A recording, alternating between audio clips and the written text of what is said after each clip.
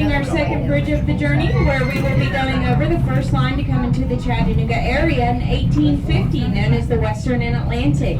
This line would also go down into history books when it was used during the Civil War for the Great Locomotive Chase. The Great Locomotive Chase tells the story of a group of 20 men known as Andrew's Raiders. They were Union spies, and their mission was to commandeer a Confederate engine, tear up as much track, and burn as many bridges on their way north toward the Chattanooga area.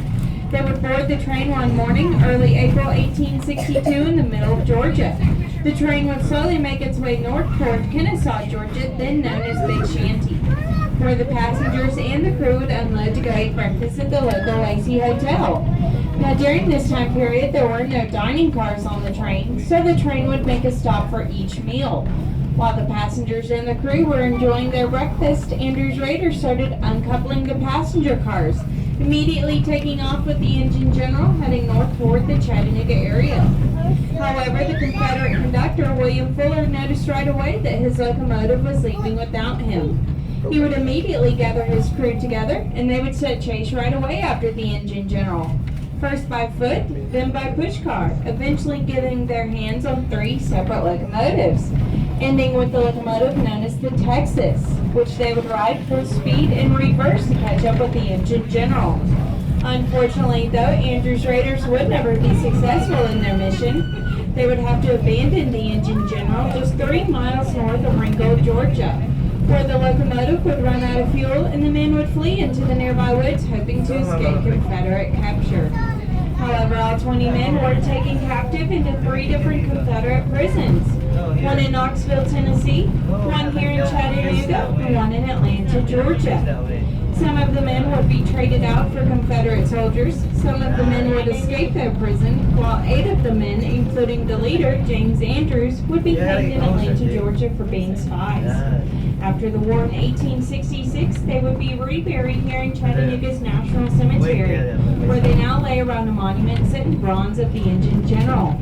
Not only does this monument tell us the story of the Great Locomotive Chase, but it also informs us that many of these men were the first recipients of the Congressional Medal of Honor. We're now approaching the third bridge of the journey, going over Channel Boulevard. Southern Railroad would eventually come to own this line, but they would abandon it in the early 1950s. Once they did that, the city of Chattanooga decided that they no longer wanted to take care of the tunnel that went below our bridge. In deciding this, they decided to tear down the tunnel as well as the bridge. So when Tennessee Valley Railroad Museum acquired this line in the early 80s, they had to rebuild the Tunnel Boulevard Bridge that we will soon be going over.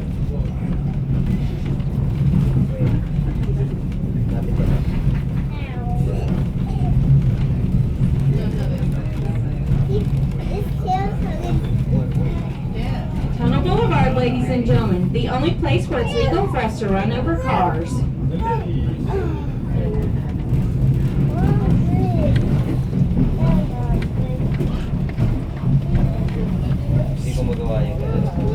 We're currently approaching the Missionary Ridge Tunnel. This tunnel was completed with the rest of the line in 1859.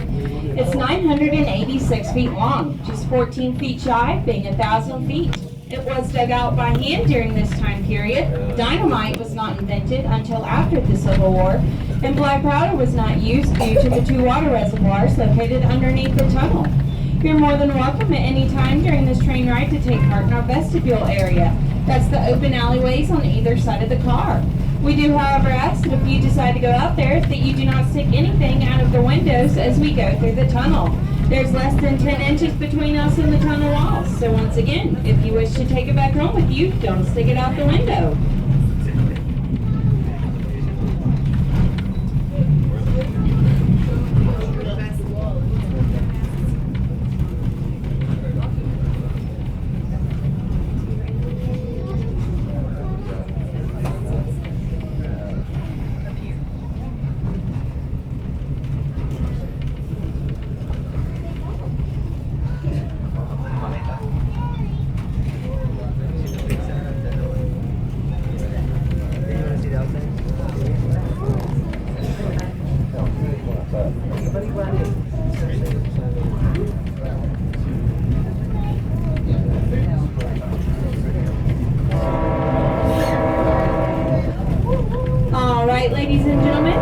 whistle is an indication that we are indeed about to go through the tunnel at this time. I encourage you to pull out any flashlights that you might have on your cell phone or elsewhere so you can see as we go through just how close we are to the tunnel walls.